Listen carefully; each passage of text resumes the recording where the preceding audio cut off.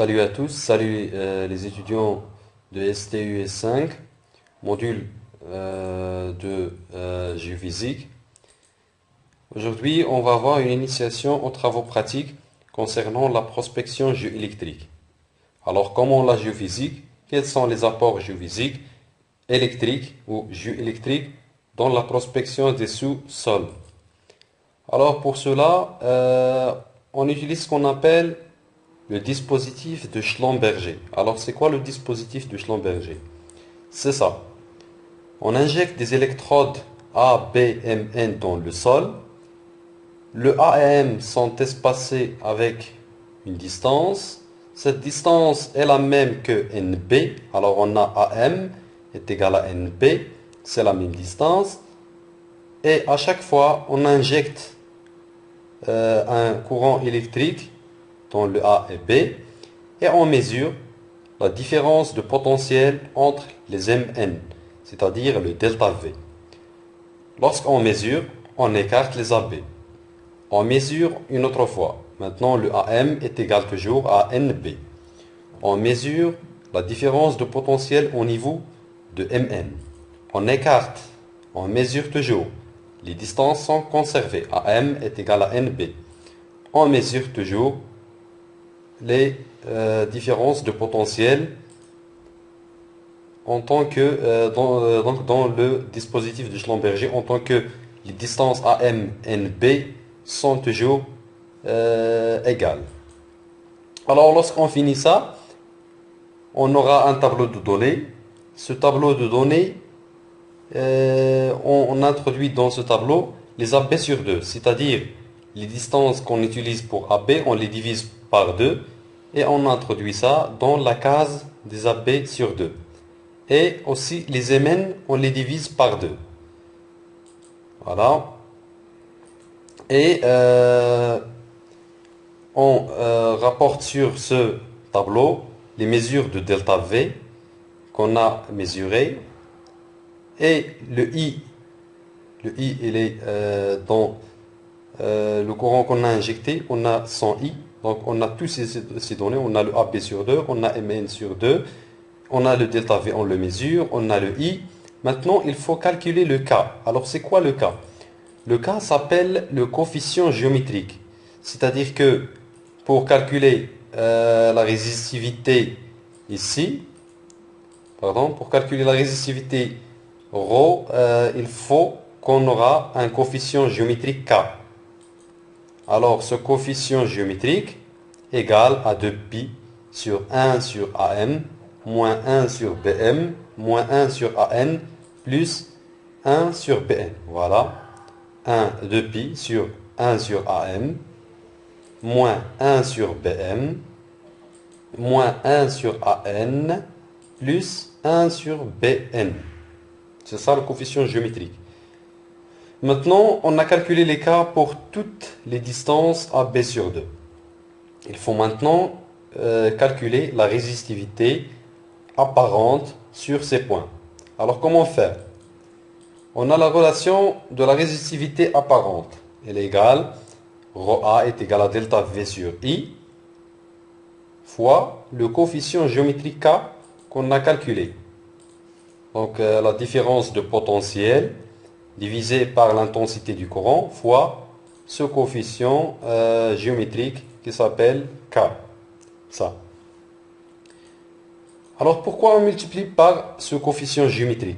On multiplie par le coefficient géométrique pour garder la même résistivité sur toute l'étendue de la couche. Par exemple, on dit qu'une couche de calcaire a la résistivité, telle résistivité. Alors, il faut que cette résistivité soit une caractéristique de cette roche. Par exemple, du calcaire. Il ne faut pas que la résistivité dépend des dimensions. Alors, on sait la différence entre la résistivité et la résistance. C'est que la résistance, elle dépend des dimensions du corps. Alors que la résistivité ne dépend pas des dimensions du corps, telles que l'épaisseur, la longueur et tout ça.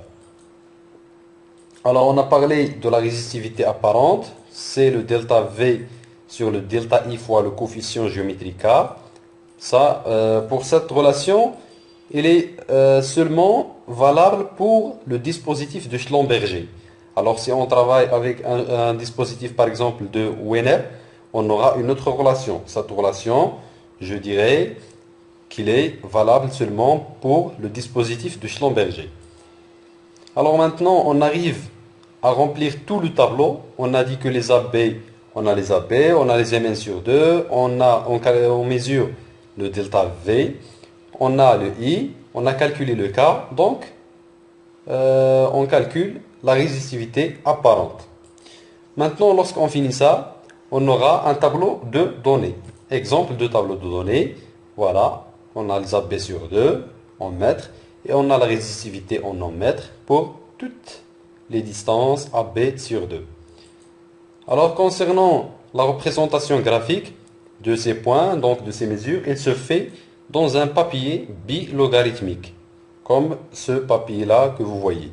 C'est un papier bilogarithmique, c'est-à-dire que ces divisions sont à l'échelle logarithmique, soit en axe des ordonnées, soit en axe des abscisses. C'est pour cela qu'il s'appelle un papier bilogarithmique. Et on a ici un exemple de représentation de cet exemple qu'on a vu de tableau de données dans un papier bilogarithmique avec les AB sur 2 en axe des ordonnées et en axe des abscisses et la résistivité en mètres sur les axes des ordonnées, bien sûr. On a ici, pour l'interprétation des représentations graphiques, on peut conclure à travers de cette courbe qu'on a 3 couches. Ce terrain est composé de 3 couches. Voilà la première jusqu'à ici, une deuxième jusqu'à ici et une troisième ici.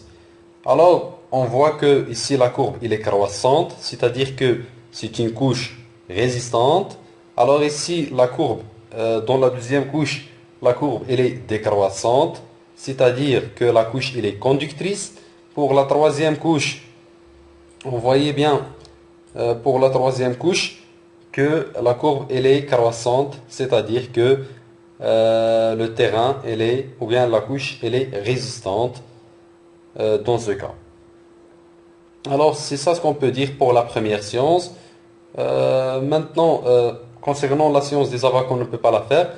Et concernant l'utilisation des logiciels appropriés tels que le WinSave, on a un épisode, Inch'Allah, que je vais publier plus tard pour l'utilisation d'un logiciel approprié qui s'appelle WinSave dans le traitement des données des sondages électriques verticaux dans la deuxième science, Inch'Allah. Bon courage à tous. Merci.